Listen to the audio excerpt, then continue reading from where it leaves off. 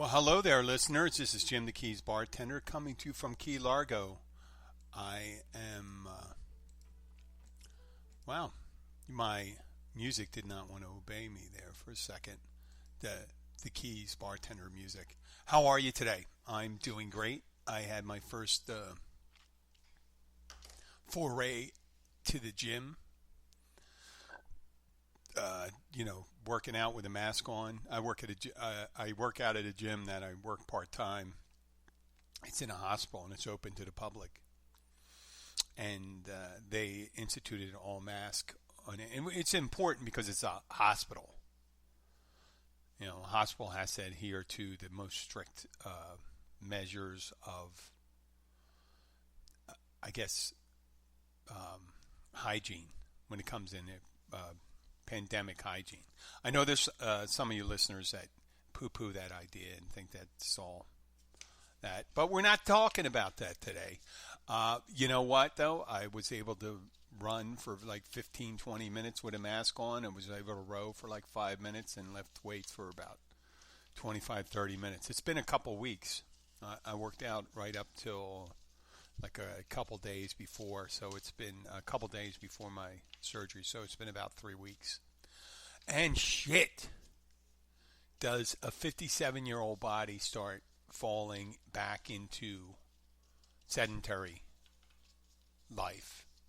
You know what I mean? It's just like a couch potato. But it really changes my attitude when I do that. Man, I got to spend like an hour to an hour and a half doing it. It's not wasted time for me. I'm not selling working out to all you guys because the Keys Bartender Show is not the Keys Workout Show. But I tell that's one of the things I like. I mean, actually, I could probably go. I think what I'm doing is with the workout today. I did a light workout. Went light on my weights. Only did 2 sets of each of the exercises I normally do. And then, about a half to a third of my cardio workout. Normally I do like an hour. But I feel it. I feel it today. I don't want to, the thing is about going to the gym, if you have the energy, and when you get older, you might feel that as if you can keep on going. I could have went for a little while longer, but I want to ease myself into it. So if I go tomorrow or the next day, probably Saturday. Tomorrow I got to help put in a new air conditioning unit, and we have the AC guy coming in tomorrow, so I want to be home for that. And it's perfect time down here in the Keys to put an AC in because it's around 63 degrees, so not having an AC is not a big deal. Matter of fact, we don't need heat either right now. Maybe next week it's going to drop maybe into the upper 40s. Who knows? But we're not worried about that. We still want people to come down here. We've been having a decent amount of early, when I say early, because our busy season, I miss the Christmas week rush, and I heard it wasn't much of one.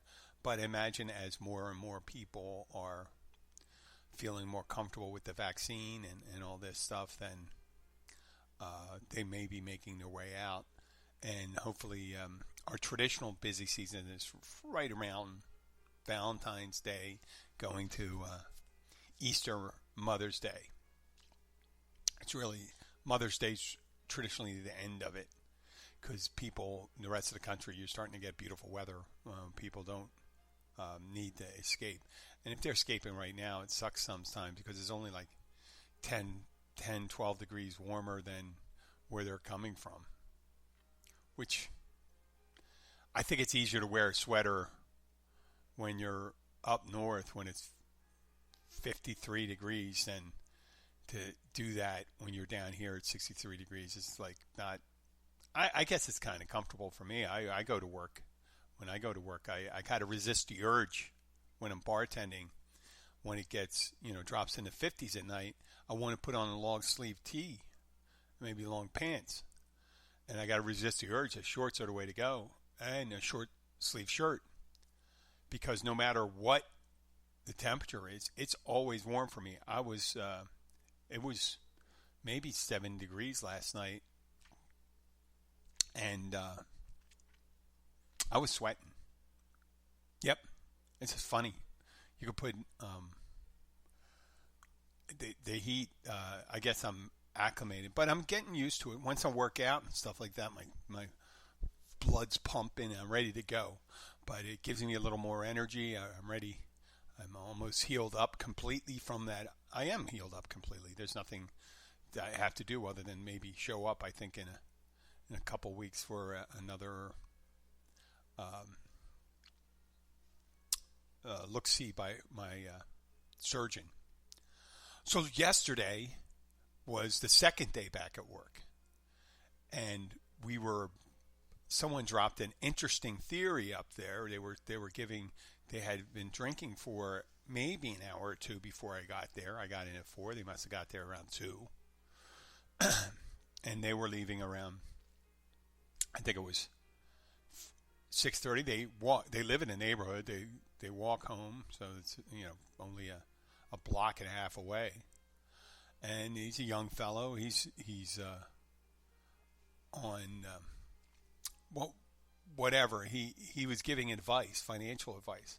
Now, I love the financial advice you get late in the drinking stages, like getting advice from people that aren't technically financial advisors, and then on top of it, they are lit. They're fucking lit, and they start giving advice.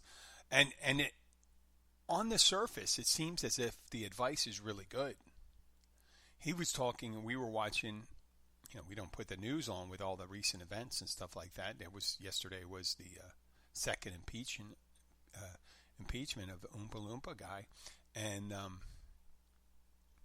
we're watching ESPN, and they were talking about contracts and stuff like that. And he goes, "Well, I don't understand it. He's getting $40 million a year. He gets that first year, $40 million. He should just retire." I don't think he really. I'll talk about his advice after that. And we were talking about the stages of advice, and he said he knew someone who went to college, and his first year he got drafted. He was offered $4 million, and I think he may have mentioned the guy retired after that first year, in which, after going through all that trouble to secure a $4 million contract and just to walk away, unless you have some health concerns, who knows? So this person was just made me feel bad. And we'll talk about this a little later, but he said the guy the person either, and remember this is a couple hours later, and a couple hours after they've been drinking, he suggests $4 million. He goes, if I gotten $4 million, I would have retired right then and would have opened up a whorehouse. Yes, he said whorehouse. And I don't think that's I wouldn't call it a whorehouse. I call it Bordello, or I don't know what the technical term, but I don't like the term whorehouse because it denigrates sex workers. And we have one of our recent interviews, and we're going to have a future. We don't revert to that. But he said that, and I just said, wow, that's an interesting thing. And he's there with his wife. And I go, wow, I don't know. I go, how do you feel about that? And she goes, oh, he's just talking. He's just jawing away. So he goes, yeah. And I go, okay. I said, there's a whole bunch of extra costs that go into that. And I said, if you opened up a Bordello, then you'd have to get liability insurance probably if you advertise it. First of all, you have to open it in a place that it's legal. Otherwise, your whole fortune is in jeopardy.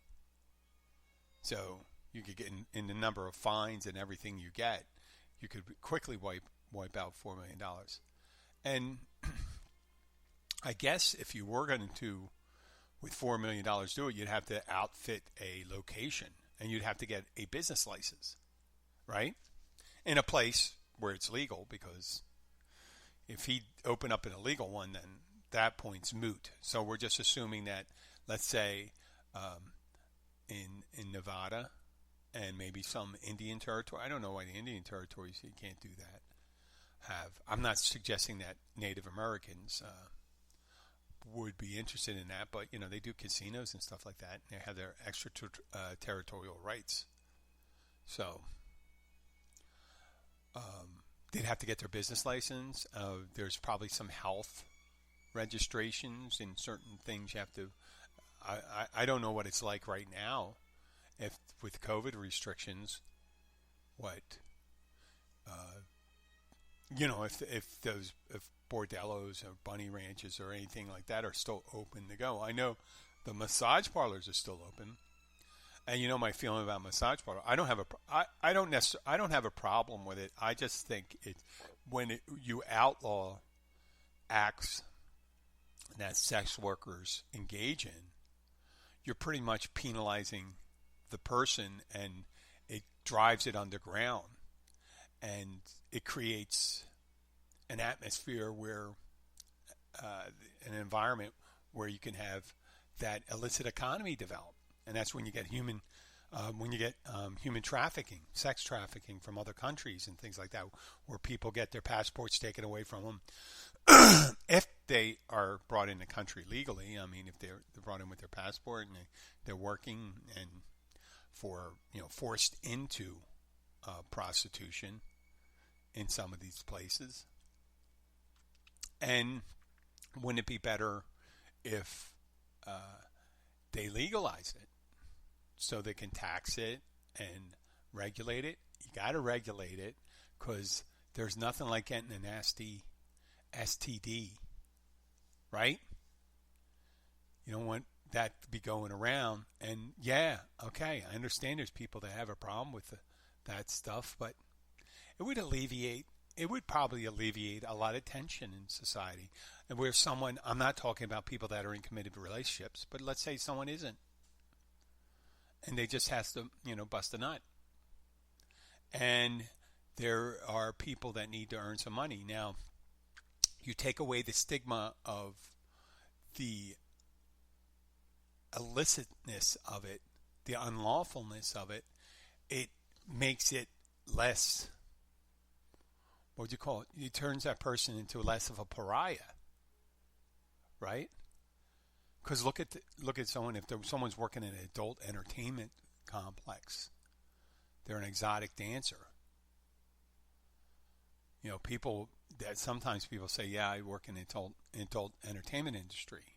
And what do? I'm an exotic dancer, or I'm an actor or an actress or something like that. Now, they may be able to move around in circles. Certainly, Stormy Daniels knows how to get close to people in high places.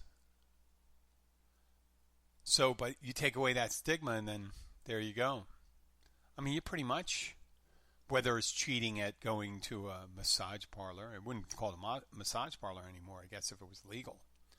A legal bordello. I think a bordello would probably, or conjugal, we could call it like a conjugal mart.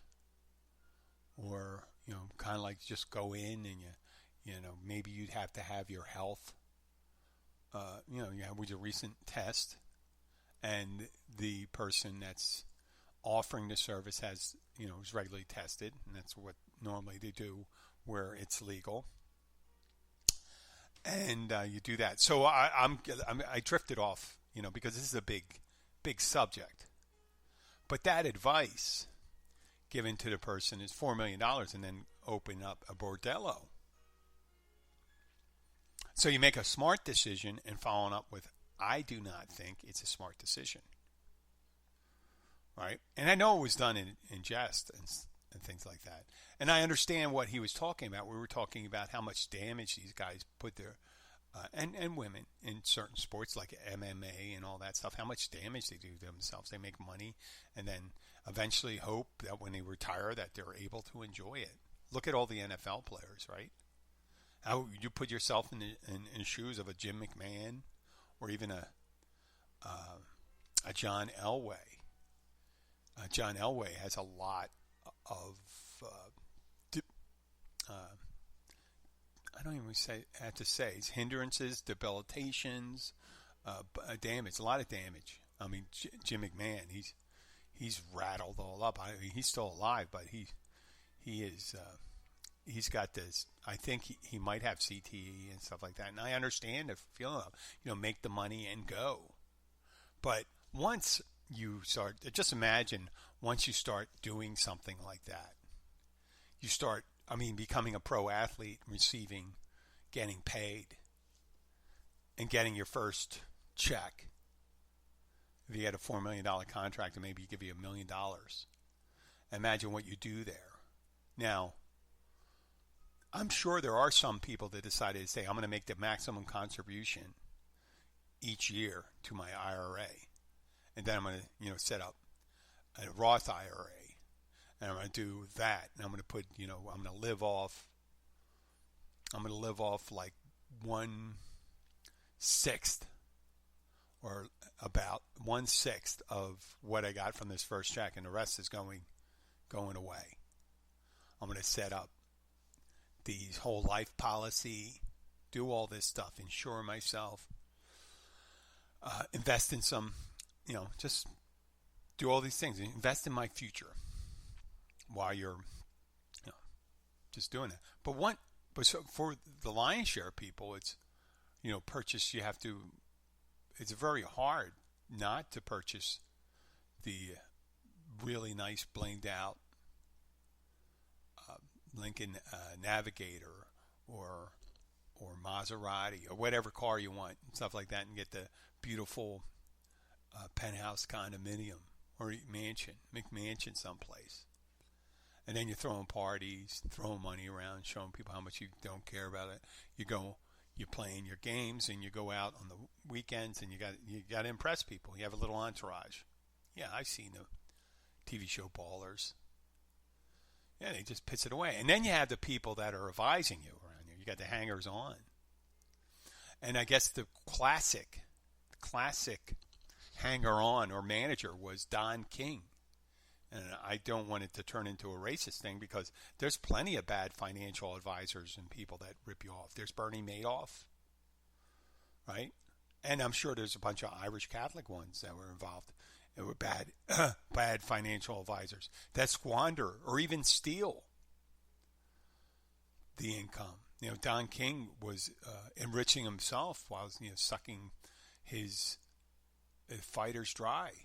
And there was some suggestion that a lot of the fights Don King was involved in were not clean. Mike Tyson made over, $100 million? And was bankrupt, became bankrupt. A lot of football players are that way. And a lot of people that come into money quickly have little idea on how to really protect it. And when you're looking at it from that point of view, let's say the NFL, and you get $6 million this year, and you got another promise $6 million, maybe a bonus the next year. It's easy to think, well, I could spend this money, and next year I'll get the same. But what if I get hurt? What if I blow out my knee, have a spinal injury, concussion? Then that's it. My earning potential's down. Very much down. You not everyone's a Steve Young or a Terry Bradshaw when Terry Bradshaw, is a color commentator, even an actor, right? I don't know what he gets from Fox. He made me get another $1 million a year. And Bradshaw gets all these endorsements and stuff like that because part of it is still keeping his legacy alive, And, or Tom Brady, right? Tom Brady's been in the NFL for almost, it'll be 18 years,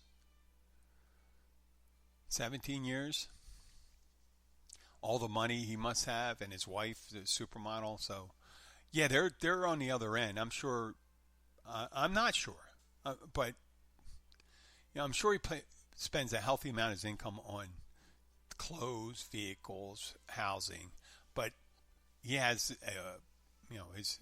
his wife is also contributing. He could retire at any day, and he goes on and on because he's. I hate to say it. One time you hear it, he's a great player.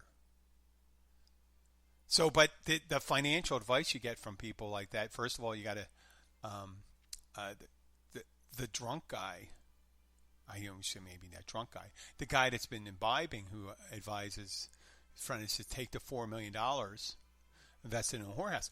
That may be tons better advice than what a sober Don King or Bertie Madoff say. Listen, yeah, give me 20 million of your dollars, and you take some of that 20 million and pay off some of the people at the top of the pyramid scheme that he was running. I'm talking Bertie Madoff.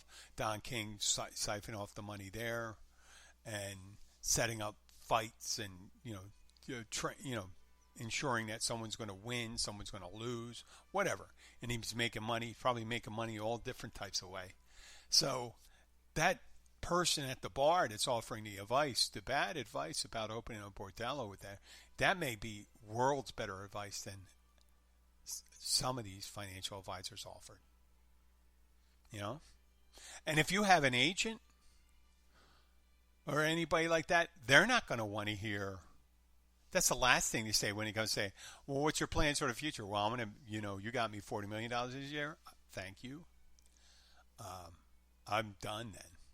I'm just going to take it. And the agent goes, I worked this hard to get this, and I worked, I worked your contract. Though the second year, I get, I showed you in the first one I was going to get it. My second year was going to get this. And then you decide not to, you don't want to do it anymore while you're at the peak of your health. They're not going to like that either. That's how they earn their money. I mean, there's a certain way you could probably spin it as an agent and say, listen, I'm looking out for my guys. I suggest it, do it Jerry Maguire. And tell them, say, hey, listen, they're going to want you to leave on a high note. You got your money. You're set up. You're going to invest it wisely, and you're ready to go. Well, sometimes a bad idea isn't that bad idea in retrospect. Though instead of opening up a bordello, maybe you should open up one of those not raceway. What is the one with the burger? I don't know, man. Just get a couple franchises, fast food franchises, put them in the proper places.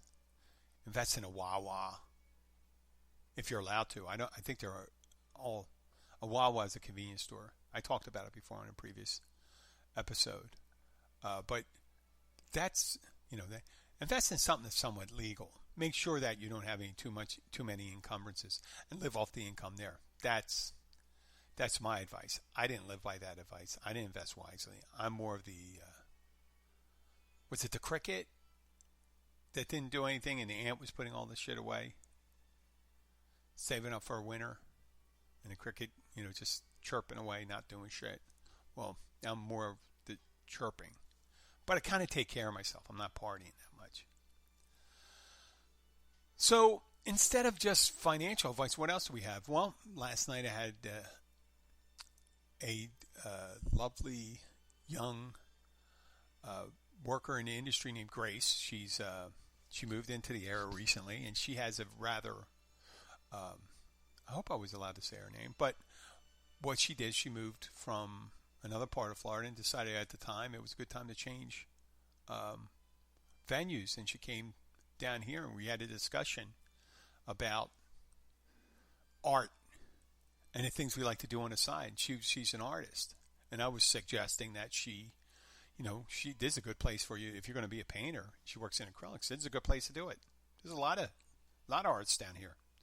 A lot of people again come into mind of, like, when they're down here, they'll purchase that type of art. If you're down here in the Florida Keys, it pays for you to probably paint landscapes, palm trees, water, the coral reef, fish, iguanas, things like that, kitschy things about it, but things that speak the Florida Keys.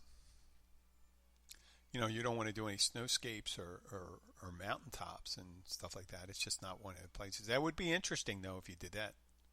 If you could do that without necessarily, do it from a picture. I don't know how. I am not the artist, a visual artist. I would love to have been that. It's just one of those things you either have a gift for or you don't.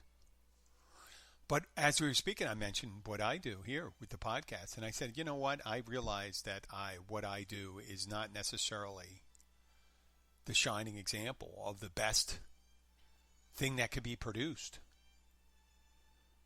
And he said, well, why do you do it? And I said, I really enjoy doing it. I look forward to it.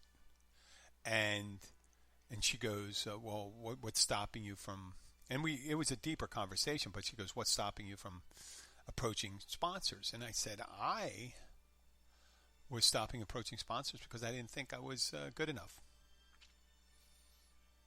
And she goes, well, you got to just go and do it. And I've been going and doing it for a while. And I told her, 4 years. It's going on, it'll be 4 years in about 3 months. About exactly 3 months from today. I think it was April 14th of 2017, the year of Irma, when I first started the show. And I started doing it with a powered mic, doing it with a Chromebook, and that didn't quite work. And then I got my laptop and then the soundboard and this da-dee-da-da. Almost 4 years later, 373 episodes. We're 372 episodes. I got to double check what episode it is. But I've been doing it. I've been cranking them out. I mean, I'm not cranking them out. I try not to do it as a something, just put it out there as if I was a careless abstract artist and just took a pile of my shit and threw it against the canvas. Then probably you'd have to put some lacquer over it or something like that, because you wouldn't want to just have dried shit on a canvas. But you say, hey, this is my creation. What do you call it? I call it shit, and you'll buy it. Kind of like Banksy and all that stuff. But he does it. And people do their arts, and they do those things, and they do it. They're not dissuaded by it. There was, I believe, are wonderful stories of people that ignored the voice in them and were able to perform and do those things. You hear those cliches, dance as if nobody's watching. Not for affectation. Do it mindfully, but not anxiously. When I say mindfully, when I'm talking, think about it. I have a point at the end of the day. My point is to express my point of view. And these are the discussions we have at the bar. And we were talking about, it came out, I was trying to, she was talking about meditation and yoga and things like that, and about a general spirituality on how to view life. And I was trying to explain to her panpsychism, I think. Yeah, panpsychism. And it's a general idea that every object in the universe is made up of atoms and stuff like that. And each object has, in some cases, a mind of its own. Even, people think rabbits, dogs, cats, and stuff like that. And there's people that think, once you're humans, and there's humans that believe that not all humans are conscious of their existence, or they consider them lower order. Same thing for some humans think that, and some humans think that same way about animals. And then you have the humans that believe animals have it just as right doing it. And what panpsychism is, that we are all connected and we all have a consciousness. Everything has a consciousness, even a rock. There is a form of consciousness. There's rock, rock meaning the silica, the atoms inside the rock, the carbon that make it up, the iron, and everything like that. It's live. It's generating energy, even though things look dead and not moving. It has some sort of consciousness. Some sort of consciousness. It's a hard thing to do when you're going to think of a speck of dust. has some form of consciousness. Now, people get kind of hung up and say, dust doesn't think. Well, maybe it takes a little more grouping or organization to create mindfulness or consciousness. But in panpsychism, it's everything is, and it's all linked, meaning that, and there's different beliefs in panpsychism. It goes from the Buddhist kind of thinking. It existed in ancient religions. How it's almost like the Force, if you think about it, in Star Wars, that we're all made from these atoms, and sometimes those atoms that we have can be incorporated in someone else. So we have, let's say, the pandemic, right? We have viruses. Viruses live, and when you breathe out a living thing, the virus, and someone else breathes it in, and they can propagate it. So there's a way. There's something that existed in you now exists in them. The same thing goes for like saliva, atmosphere molecules, and things that come out. So people are incorporating them all the time to their body. And everything that exists today on planet Earth, it's all generated from, if you believe now, panpsychism. I understand if you're strict religious that you don't want to hear about panpsychism. I understand. So if you don't want to hear about it, don't think about it. But if you're a person that believes in to the extent that the universe came about from a infinitesimally small point and through exponential expansion, the Big Bang, that happened in microseconds or nanoseconds, and expanded into the universe from nothing. No one knows what the inciting event caused the Big Bang, but it's pretty much saying that there was. I know, and people say, well, why didn't you just believe my thing that God just thought it and it came out? Well, this is theirs. Okay, let's just take it as a theory then if you don't need it. But through exponential advantage, so everything was one in a point. A very tiny point. And then it became everything. And then when things cooled down, the atoms organized themselves through the energy, started coalescing. You have the formations of galaxies and suns and planets, and heavy metals developed inside the hearts of suns. And we are the product of that thing. All the atoms that incorporate us, and your dog, and your cat, and your plant, and your chair, and your all came from, were generated from the Big Bang. We were all together at one point, and then we were split and separated. And if you accept the Big Bang theory, the formation of the universe, 1 million light years across the universe, in a different galaxy, there could be atoms that had existed within a second of the Big Bang. That was right now the atoms that are incorporated in your person. But this one's over 200 million light years away.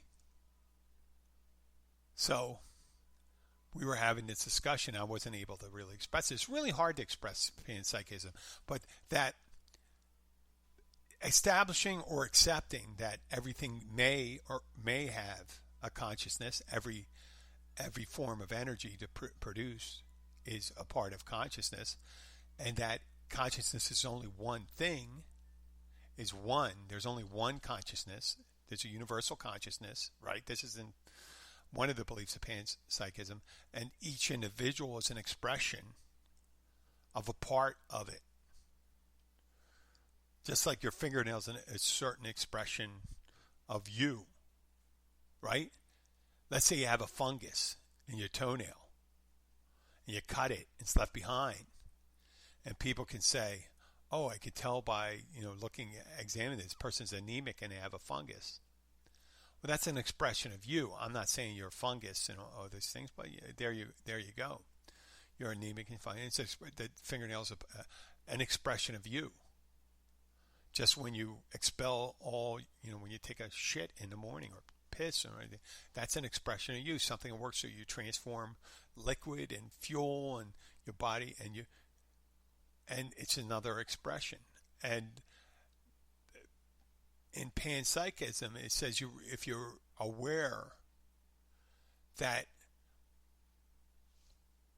you're the thing that makes you up, the atoms in you that make things up, particles in you, or also exist in the sun and in stars and planets and all across the universe. And it could have been right next to each other, and they were right next to each other at one time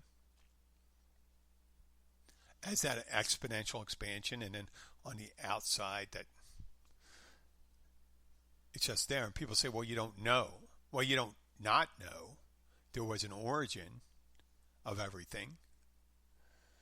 And if you suggest the origin is because you believe someone told you, right? But you're not able to, you're going to say your proof is written in this document. It's been translated so many times from ancient Hebrew to modern English, and it's 100% correct. And it was written, well, let's say some parts of it was written if the world is 6,000 years old, right? And some of it was written 1000 BC. That's still, there's 3,000 years where nothing was written, right? So you're accepting the origin story, and there's a whole bunch of different origin stories where you have Gilgamesh and all the things. And some of those stories is weird, kind of do mimic the Big Bang. And I wonder if the Big Bang is an expression that mirrors our religious philosophy. Who knows? But I had a lovely conversation with this Grace, and and the nicest part of running into someone nice and realizing that you can be supportive of other people's endeavors. You do not have to be bad at podcasting for me to be good.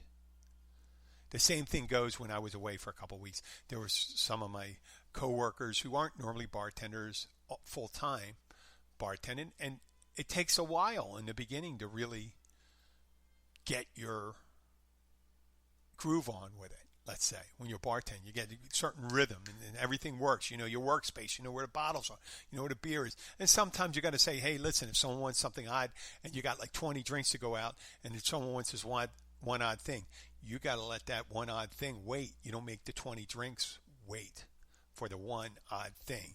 And I don't mean to be judgmental calling it an odd thing. If we say we're going to make it, we're going to make it, but it may take a little while longer. So it's how you organize and prioritize. We at the Catch currently, we don't have a POS system, so I got to write things back. And my handwriting is atrocious. It's fucking atrocious. It looks like I did a posting on that. It was, a person leaving a note. It was like a sober Steve leaving a note for drunk Steve saying, hey, and it's not Steve from Key Largo Comics, but I just want to be true. I posted on Key Largo Keys Bartender. It says, please drink this bottle of water and while you're eating the chicken wings tonight. And then the note from drunk Steve goes, you can't tell me what to do. You're not in charge of me. And, that's just the way it is.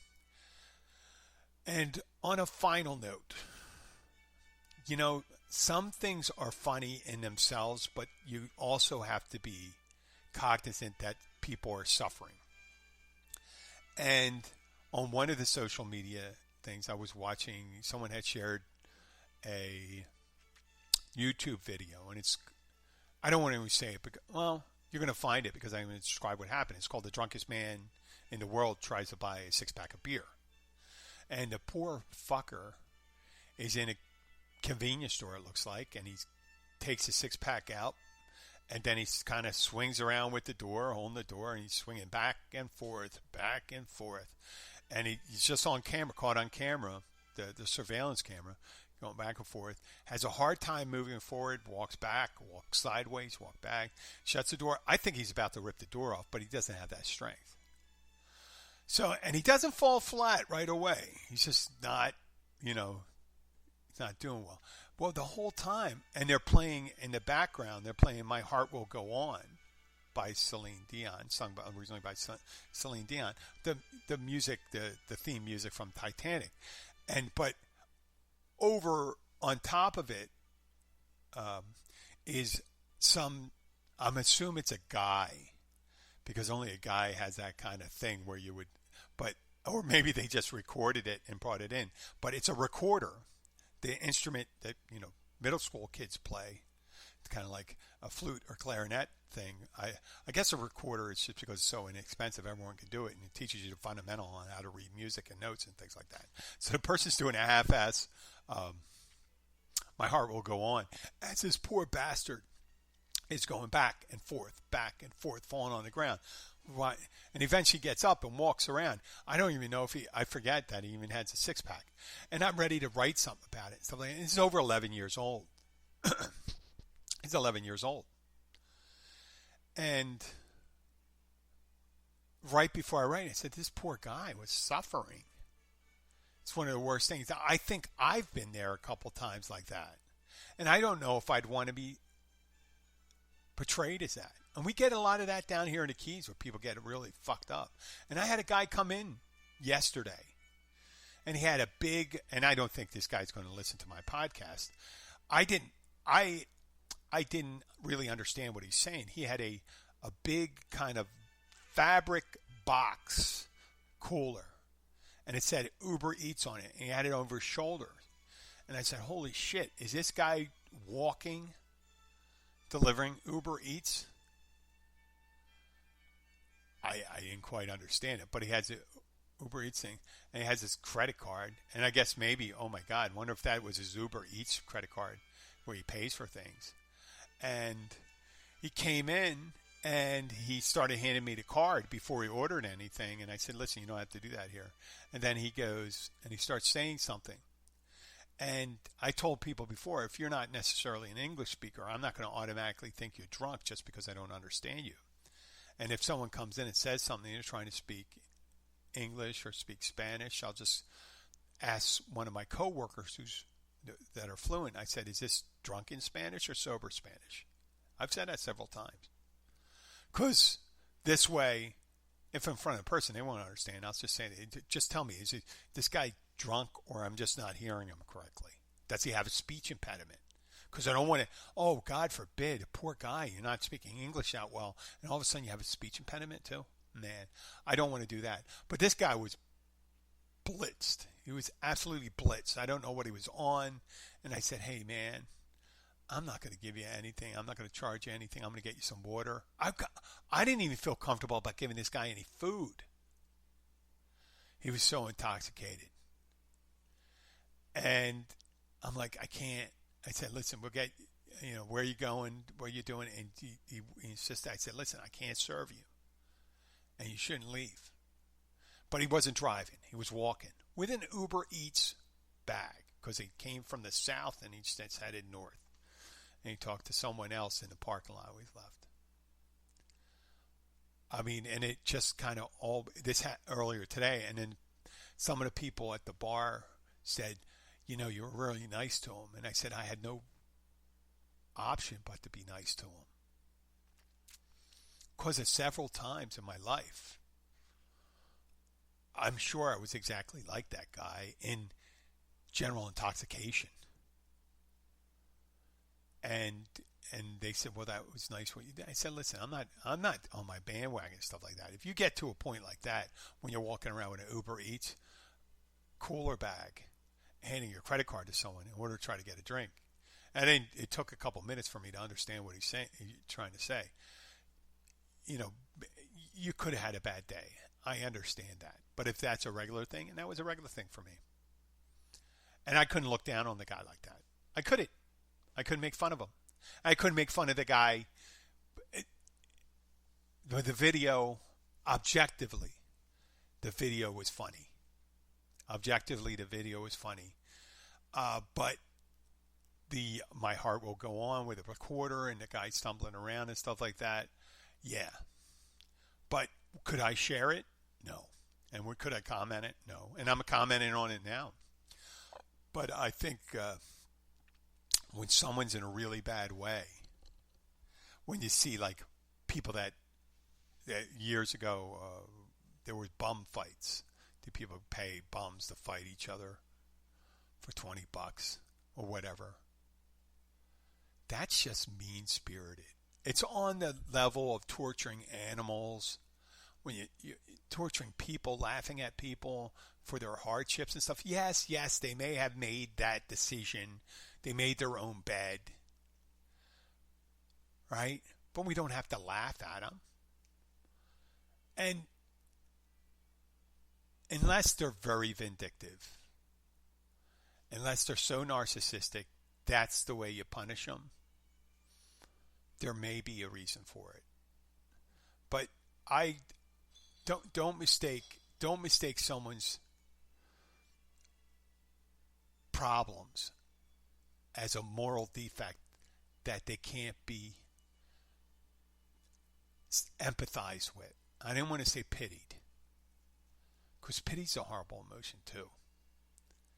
And we don't have to have that. You can have empathy and say, listen, but for the grace of God, or I did that before, or things like that. And it makes us a better person.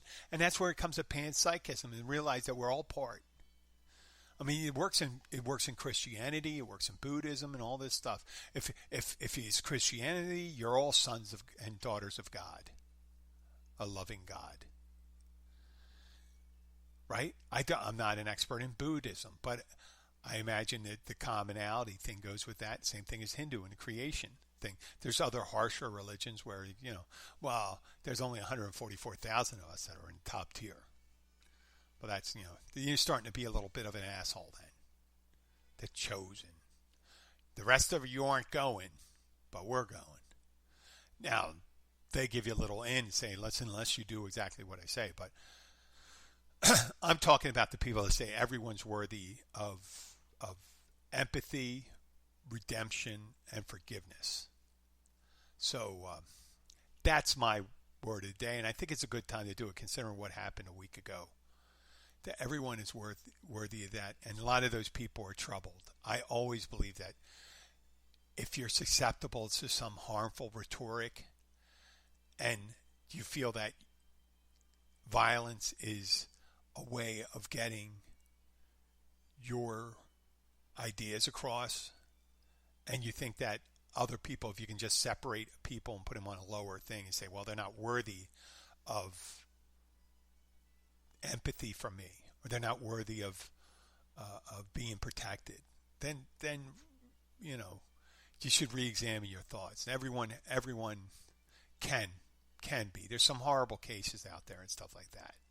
There's some the most extreme cases where it may be hard to empathize or forgive someone, but at least starting from a point where you can think that way, that everyone can be, does make your day a little lighter, and it makes you feel better at the end of the day for whatever you can do to alleviate other people's suffering. I know that's not much of a, it sounds like a spiritual thing and stuff, but that's my belief, and that's what I try to espouse. Since I have this voice here and I have it at my bar, I try to do it. I try to lead by example. I've been an asshole before. I'm going to be an asshole again, but at my best moments, I think I can be a better person. I'd like to thank you for listening, and please come back again. Please share us with your friends. I'd like to thank everyone that's listening all around the United States. I'd like to thank my local listeners in Key Largo, Tavernier, Key West, Marathon, Big Pine Key. Come down here, spend some money, come and see me. My Miami people, South Florida people, thank you for listening. The people in the central part of the state, Atlanta, and the rest of the United States, Wisconsin, New York, Washington, Philadelphia, my hometown, Abington, all these places in there. The North Dakota, South Dakota, California, Canada, United Kingdom, India, the Russian Federation. I know you guys may be going through a tough time. If you listen to this show, you're probably not a big believer in the guys in charge in your country. I have empathy for you guys. I know it's hard because obviously you have to have somewhat of an open mind to listen to this show, unless you're an American living over in Russia. Who knows? And I'd like to thank the people in Vietnam. It's a shame we don't have the listener in Iran anymore. I'm going to make a push for Iran. If we can get maybe that idea that we all share something could spread. So I may put a little couple hashtags for Iran. Just, it's not because I support the foreign policies of these governments and their policies to their citizens. I post it for their citizens so they can get an idea. It says, hey, this is what some Americans are like. You know, they're not all one way. And I'm sure they're the same way. And luckily, even today, we're in a place in the United States where you can say things. I'm not saying you can say things and incite violence. You should never say things and incite violence. You know? I mean, it's probably a rare circumstance, but there's, inciting violence is not the way to go, especially with this thing. If things are so bad, you don't need a podcast for that. If things are so bad, they was doing, and they're not that bad. And hopefully, I don't think anybody that's planning on doing anything in the next week. If you're planning on hurting someone, think of your better nature. Think of you when you were in your best place in life, the kindest part in life where you got along with the most people, not with people that are spewing. I know I have the panpsychism, but how hard is that to say you share a consciousness with other things? How bad is that? How bad is that? It's not that bad. So if you get a chance, share this episode with your friends. Like us on Facebook, Twitter, Instagram. Write a review if you like.